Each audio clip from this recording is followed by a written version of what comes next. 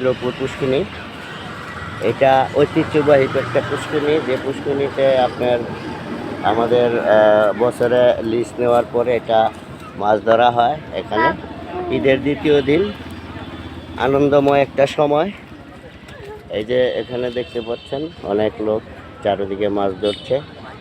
আমাদের বিভিন্ন নেতাকর্মী বিভিন্ন জায়গায় আছেন, এখানে তারা বিভিন্ন সময় মাছ ধরছেন। আমাদের এটাই রাজেন্দ্রপুর, অরিজিনাল রাজেন্দ্রপুর। আসলে এটা যারা ইয়াতে থাকে, এই রাজেন্দ্রপুর চৌরাস্তা মির্জাপুর ইউনিয়নের, তারা কিন্তু রাজেন্দ্রপুর এটারে বলে। আসলে কিন্তু রাজেন্দ্রপুর অরিজিনাল এইটাই রাজেন্দ্রপুর বলে। এটা হচ্ছে ফরেস্ট ডিপার্টমেন্টের একটা পুষ্করিণী, লিজে থাকে। এটার মধ্যে প্রতি বছরে বিভিন্ন ধরনের মাছের বড়শি মাছ ধরা হয়।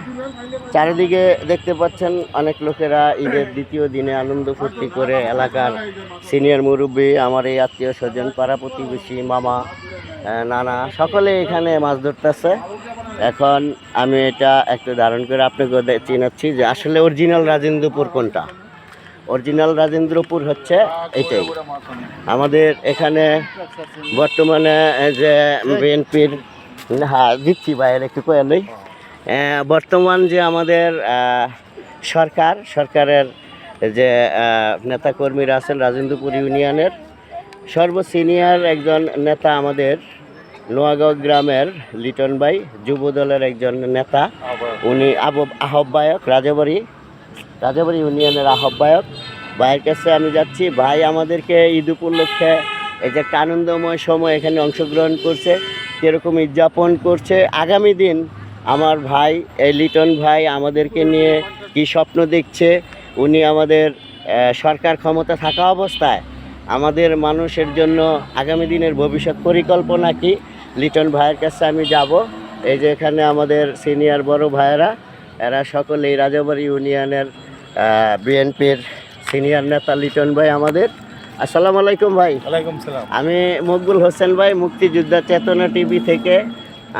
আপনি তো আমাদের সিনিয়র একজন নেতা, আমি আপনার কিছু ঈদ উপলক্ষে, উদযাপন উপলক্ষে কিছু কথা শুনতে চাচ্ছি। আর শুনতে চাচ্ছি, আপনি তো বর্তমান সরকারের একজন প্রতিনিধি হিসাবে এলাকায় কাজ করছেন আমাদের জনগণের জন্য। আগামী দিন আপনার পরিকল্পনা কি আমাদের জনগণ নিয়ে, আমাদের এলাকা নিয়ে? এই লিটন ভাই আমাদের কিন্তু আবার আরেকটা পদবি আছে, রাজেন্দ্রপুর জনকল্যাণ বাজারের উনি সভাপতি।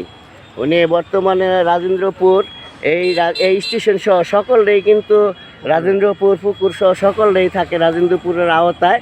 ওনাই কিন্তু রাজেন্দ্রপুর জনকল্যাণ বাজারের সভাপতি, আমাদের সিনিয়র বড় ভাই লিটন ভাই।